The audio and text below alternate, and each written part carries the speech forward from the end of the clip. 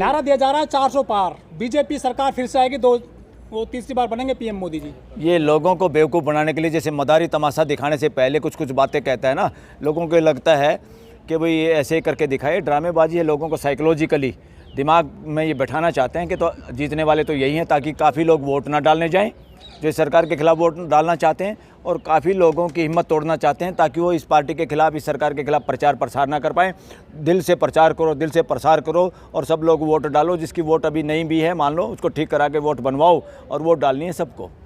जो करप्ट लोग हैं उन पर कंट्रोल कर दिया है मोदी जी ने। सबसे ज़्यादा अगर भ्रष्ट आदमी कोई है इस वक्त, और इलेक्ट्रल बॉन्ड में जो चीज़ें सामने आई हैं, अभी तो पीएम केयर फंड बाकी है, उसकी जांच कराने का आश्वासन अपने उस घोषणा पत्र में कांग्रेस ने किया है। अभी तो पूरा देश मांग रहा है कि इस बहुत सारी गड़बड़ मिलेगी, और इलेक्ट्रल बॉन्ड की भी जो इन्फॉर्मेशन अभी मिलनी चाहिए तो पूरी नहीं मिली है। बहुत बड़ा घपला है। ऐसे प्राइम मिनिस्टर पे लोग पसंद नहीं करते, ऐसे प्राइम मिनिस्टर को, बल्कि लानत देते हैं ऐसे प्राइम मिनिस्टर को जो आदमी झूठ बोलता है। सुप्रीम कोर्ट के ज़्यादातर वकील मानते हैं कि आज इस देश का जो प्राइम मिनिस्टर है वो आज तक का सबसे झूठा, सबसे डरपोक, सबसे फ्रॉड प्राइम मिनिस्टर है देश का। करप्ट लोग या तो जेल जा रहे हैं या फिर बीजेपी में जा रहे हैं। जो असली करप्ट है वो तो बीजेपी में जा रहे हैं, जो करप्ट नहीं है वो सामना कर रहे हैं। इसलिए जेल वेल में तो इस देश में कौन सबसे ज़्यादा जेल में गया था? जेल में कौन गए थे? भगत सिंह जेल में गया था। जेल में जाने वाले लोग हमेशा सत्ता में बने रहने के लिए, और बदमाश लोग हमेशा देशभगत लोगों को और अच्छे लोगों को, जो उनकी सही में उनकी सारी बातें जानते हैं और जो जनता के खिलाफ वो काम करते हैं, उनके खिलाफ जो लोग बोलते हैं, उनका स्थान जेलों में है, और बहुत बार वो जेलों में भेजे जाते हैं। गुलाम भारत में भी ऐसा हुआ और आज भी वही हो रहा है, उसी का रेपुटेशन हो रहा है, उसी को दोहराया जा रहा है। देश सब तमाशा देख रहा है। इसलिए अब इनके एमएलए एमपीओं को और प्राइम मिनिस्टर और सीएम चीफ मिनिस्टरों की रैलियों में लोग नहीं जा रहे। लोग समझ रहे हैं भ्रष्टाचार के पैसे से गुलाब के फूल फेंके जा रहे हैं, अपने ऊपर भी फेंक रहे हैं, लोगों के ऊपर भी फेंक रहे हैं। भ्रष्टाचार का पैसा सबसे ज़्यादा बीजेपी के पास है, एक नंबर का है। एक नंबर का भ्रष्टाचार का पैसा भी सबसे ज़्यादा है। अब तक ईडी, इनकम टैक्स और सीबीआई को इनको पकड़ लेना चाहिए था। देश के वित्त मंत्री को, गृह मंत्री को, प्राइम मिनिस्टर को। देश में राष्ट्रपति शासन लागू होना चाहिए। फ्यूचर में ये मांग भी करेंगे, इस देश में जब भी इलेक्शन हो राष्ट्रपति शासन लागू करके होना चाहिए। ये कार्यवाहक सरकार नहीं, उसमें भी ये लोग बदमाशी करते हैं। और सुप्रीम कोर्ट के कमेटी जजों के अध्यक्षता में, उनकी देखरेख में इलेक्शन हो, वरना बहुत सारे पपेट जो इलेक्शन कमिश्नर के रूप में आज लोग बैठे हैं, जल्दबाजी में जिनके अपॉइंटमेंट किए, उन पे 0% विश्वास है इस देश के लोगों को। इसलिए उनसे भी निवेदन है, कोई भी इलेक्शन कमिश्नर, उसके घर वाले अपने अपने इलेक्शन कमिश्नर, माता पिता, पतियों को समझाएं, देश के साथ गद्दारी ना करें, देश के संविधान के अनुरूप काम करें, और देश के सभी कर्मचारियों को जिनके इलेक्शन में ड्यूटी लगे फ्यूचर में, देश के सभी इवन मिलिट्री को, पैरा मिलिट्री फोर्स के भाइयों को, अफसरों को, सबको निवेदन है, ये देश आपका और हमारा सबका है, वी द पीपल, हम सब भारतीयों का है। इसमें किसी एक प्राइम मिनिस्टर, सीएम, पीएम या किसी ऑफिसर के कहने पे कोई गलत काम नहीं करो। अपने देश के साथ खड़े हो जाओ, और फ्री एंड फेयर इलेक्शन कराना आपके कंधों पे है।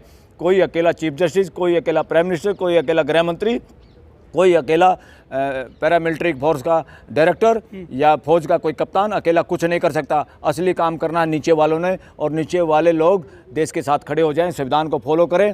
इस तरह के भ्रष्टाचारी मंत्री, संतरी, पीएम, सीएम कोई भी अगर आपको गलत काम कराना चाहता है, बिल्कुल उनकी ना माने और देश के साथ दिल से अपना काम करें, और बताएं जनता को चुपचाप। अगर आप खुद नहीं बता पा रहे हैं, चुपचाप किसी को बताएं, ताकि आप लोगों का नाम भी ना आए और सरकार का भ्रष्टाचार पकड़ा जाए और इनको हम नंगे कर पाएँ और सुप्रीम कोर्ट के सामने ला के इन लोगों को जेल में, उसी तरह से जैसे कि चंडीगढ़ के इलेक्शन में, मेयर के इलेक्शन में वहाँ के उसने किया था, जो इलेक्शन ऑफिसर था, रिटर्निंग ऑफिसर था अनिल मसीह। तो आने वाले समय में अगर chief election commissioner, election commission या पुलिस कप्तान या कोई पैरामिलिट्री फोर्स के बड़े अधिकारी इसी तरह का काम करें, चुपचाप बताएं देश के लोगों को और वकीलों को, ताकि उनका हाल वही हो जो अनिल मसीह का हुआ है, और उस तरह ये लोग जेल में जाएं। चंद लोग देश पे कब्जा नहीं कर सकते, आप लोग असली मालिक हो। लेकिन आधी कांग्रेस तो बीजेपी में चली गई सर। आधी कांग्रेस बीजेपी में चली गई है, जिन्होंने ठगी मार रखी है, जिन अजगरों ने हिरन निगले हुए हैं और हिरन हजम नहीं हुए हैं, वो झाड़ी की उसमें जाते हैं, छाया में जाते हैं, वो सुरक्षा में जाते हैं। उसी तरह के नेता भाग के गए, उनको शर्म आनी चाहिए। अब वो सदा सदा के लिए लोगों के दिलों से गिर चुके हैं। फ्यूचर में उनका कोई फ्यूचर बचा नहीं पॉलिटिकल। ऐसे हिंदुत्व की काट क्या है? जो सॉफ्ट हिंदुत्व है कांग्रेस का, उस पर वोट नहीं मिलने वाला कांग्रेस को। हिंदुत्व की क्या काट है? कौन हिंदुत्व? कैसा हिंदुत्व? मंदिर बनाया उन्होंने। मंदिर की धार काटनी है? क्या करना मंदिर का बताओ? मंदिर धार देगा क्या? मैं जिस स्टेट से आता हूँ, हरियाणा से, हमारे यहाँ एक कहावत है। अरे सर मुक्केबाज चले गए, अब पहलवान भी जा रहे हैं। नहीं, कोई मंदिर का कोई काम नहीं है। मंदिर सेकेंडरी हमारे लिए। हमारे लिए भाईचारा सबसे पहले है, हमारे इंसानियत सबसे पहली है। इंसानियत और भाईचारे में अगर कोई मंदिर मस्जिद गुरुद्वारा गिरजाघर रास्ते में आता है, उनका कोई महत्व नहीं इस देश में। मुक्केबाज चले गए हैं आप। भाईचारा कहाँ है, केवल वायलेंस है। हाँ, मुक्केबाज कौन कहाँ चला गया? विजेंद्र अपना डर गया होगा, कोई बता रहा है उसका कोई बता रहे हैं, कोई पुराना केस वेस होगा, या हो सकता है उसको डरा के बेचारे को ले लिया होगा। तो ऐसे ऐसे लोग हैं जो बैंड हो जाते हैं। ये कौन लोग हैं? ये कौन लोग हैं? भिखारी लोग हैं जो जल्दी से अपनी मजबूरी की वजह से चले जाते हैं इधर उधर। सम्मान वाला आदमी कोई जाता है, उसकी कोई वैल्यू नहीं समाज में। जिस समाज से वो आता है उसी समाज से मैं आता हूँ, उसकी कोई वैल्यू नहीं है। ऐसे चाहे खिलाड़ी हो चाहे नेता हो, इवन चरण सिंह के पोते की भी कोई इज्जत समाज में बची नहीं है। उसने ब्याज जो था उसके दादा का वो भी खा चुका है वो। अब वो एक तरह से जनता की नज़रों में बैंकक्रप्ट नेता हो चुका है। विपक्ष के पास में जो है कैंडिडेट नहीं है चुनाव लड़ाने के लिए सर। विपक्ष के बाद बहुत कैंडिडेट हैं, वो इनके षड्यंत्रों को नेस्तानबूद करना चाहते हैं बीजेपी के, और सत्ता में जो लोग बैठे हुए हैं भाई ये खड़े कर लेंगे। जल्दबाजी क्या है? कैंडिडेट बहुत हैं, बहुत लोग टिकट लेने के लिए घूम भी रहे हैं, मगर टिकट उस वक्त उसी हिसाब से दी जाएगी ना। पहलवान को किस पहलवान से खिलाना है वो जिम्मेवारी का। और इस बार विपक्ष इलेक्शन नहीं लड़ रहा, देश की जनता इलेक्शन लड़ी है। एक तरफ है तानाशाह और एक तरफ है देश की जनता।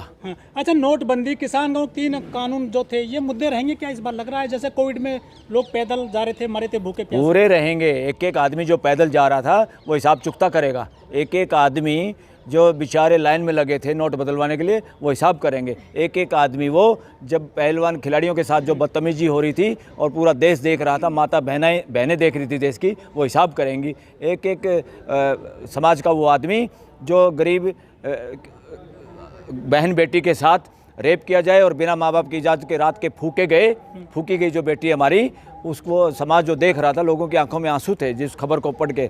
ये नहीं है कि कौन किस समाज का, उस वक्त पूरी इंसानियत जागती है इंसान की, वो सब हिसाब किताब करेंगे। तानाशाह इलेक्ट्रॉन बॉन्ड को सबसे बड़ा स्कैम बताया है वित्त मंत्री के हस्बैंड ने। क्या मुद्दा बनाएंगे इसको विपक्ष के लोग? अरे विपक्ष के लोग तो मुद्दा बनाए हुए हैं। सरकारी तंत्र गुलामी का शिकार है। सरकारी तंत्र वही काम कर रहा है। पहले तो ईडी, आईटी और सीबीआई के सारे अधिकारी बदल देने चाहिए तुरंत इन इलेक्शनों तक, जब तक ये वो आचार संहिता लागू है, तुरंत बदलने चाहिए लोग। ये लोग एक तरह से इसी तरह काम कर रहे हैं जैसे भाड़े के टट्टू काम करते हैं। ये देश में नहीं चलेगा, डेमोक्रेसी में ये नहीं चलेगा। डेमोक्रेसी में लोगों की गरिमा और कानून एक जैसा, सब पे बराबर कानून, सबको कानून की बराबर सुरक्षा। लेकिन सर मोदी जी 18 घंटे काम कर रहे हैं, रैली कर रहे हैं पूरे देश में, कहीं रोड शो कर रहे हैं, रात दिन लगे हुए हैं चुनाव जीतने के लिए। विपक्ष वो काम नहीं कर पा रहा है। विपक्ष कहाँ है इस बार? तो विपक्ष तो देश की जनता है भाई। एक तरफ तानाशाह घूम रहे हैं देश में, एक तरफ देश की जनता नज़र बनाए हुए है। देश की जनता सब कुछ हिसाब किताब बराबर करेगी। वो सब लग रहा है पसीने आ रहे हैं और गड़बड़ नहीं हो रही, गड़बड़ नहीं हो पाएगी। जो गड़बड़ करेगा वो फंसेगा, वो जेल में जाएगा। और जनता इस बार तो नेताओं की, लाल बत्तियों की, चाहे मिलिट्री के ऑफिसर हों, चाहे कोई भी गाड़ियों में अफसर हों, बंदूकों के लेके जो सुरक्षा करेंगे वीवीपैट की और मशीनों की, या कहीं भी बूथों पे जनता सबकी चेकिंग करेगी खुद। जनता सबसे बड़ी मिलिट्री है, जनता सबसे बड़ी पैरामिलिट्री फोर्स है, जनता सबसे बड़ी न्यायाधीश है, जनता सबसे बड़ी अदालत है। जनता की अदालत में 5 साल में एक बार लगती है। जनता सबकी चेकिंग करेगी। जो कैश लेके घूम रहे हैं उनका हिसाब किताब करेगी। सरकारी गाड़ियों में घूमेगा कैश इस देश में, और जनता ही पकड़ेगी उसको। तमिलनाडु में बीजेपी नेता के पास में 4 करोड़ रुपए मिले कैश, काम कार्य करता है वो। अरे 4 करोड़ मिले खाली, इनके पास तो 40,000 करोड़ कैश पड़ा है। 40,000 करोड़ रुपये कैश पड़ा है। अगर इनकी सबकी जांच की जाए, सारे नेताओं को नार्को टेस्ट और ब्रेन मैपिंग इनके करवाई जाए, बीजेपी के जो नेता हैं अकेले उसी की करा लो, इनके गृह मंत्री की और प्राइम मिनिस्टर की, 2 आदमियों की करा लो। अभी हो जाएगा इलेक्शन, अभी इलेक्शन हो जाएगा। अगर ब्रेन मैपिंग और जो झूठ पकड़ने वाली मशीन पर प्राइम मिनिस्टर को, गृह मंत्री को लिटा लो तुरंत इनको। अगर ये सच्चे पाए गए तो बिना इलेक्शन के देश पूरा इनके साथ हो जाएगा। यूनानिमसली बना देंगे दोबारा प्राइम मिनिस्टर। ठीक, आइए दुआ जी, आइए।